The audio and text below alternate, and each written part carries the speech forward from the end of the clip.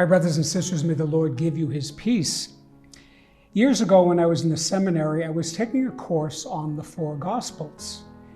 And one day, the professor gave us the assignment of reading through the four Gospels and looking at the institution of the Eucharist at the Last Supper in each of the four Gospels, and how each evangelist handled that important event. And I read through Matthew, Mark, and Luke and noticed how they handled this account, and I took notes, and I noticed the subtle differences, but nevertheless, it was essentially the same story. And then when I got to John's Gospel, I was greatly puzzled because it wasn't even there. John's Gospel doesn't include an account of the Last Supper or of the institution of the Eucharist that takes place during that meal.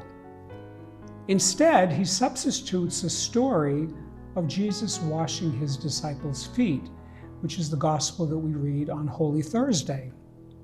And I thought to myself, what a strange account, considering that foot washing was something that only servants did. Now, in the ancient world, of course, the roads were very dusty, and it was important to wash one's feet before they entered the house. And people of means, of course, would have a servant wash their feet for them. And so this was a very humble, lowly act that mostly servants did. So why did John include this narrative of Jesus taking on this role of a servant in his gospel account? It says that Jesus and his disciples had a meal, and then after, he tells the story about Jesus wrapping an apron around himself and going one by one and washing his disciples' feet. And we notice it was such a shocking scene that even his disciple Peter says, "Lord, you will not wash my feet."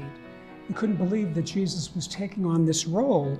And of course, Jesus corrects Peter and says, this is something that I must do.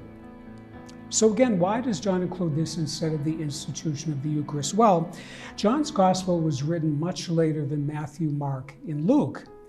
And some scholars say that by the time John wrote his Gospel, the other Gospels were already widely in circulation, and the Eucharist was firmly established as the centerpiece of Christian worship.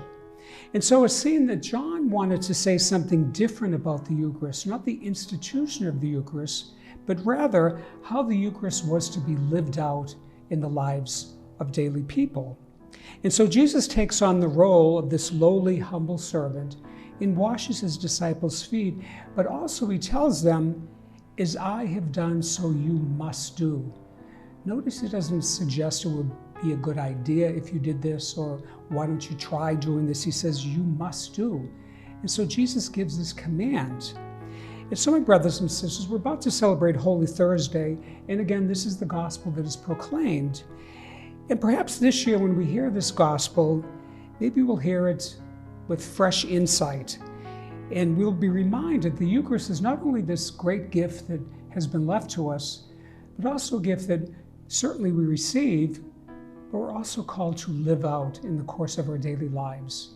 And part of that is being of service to our brothers and sisters, mostly those in need. That's the way we not only receive, but live out the Eucharist. And may God give us the grace to do that.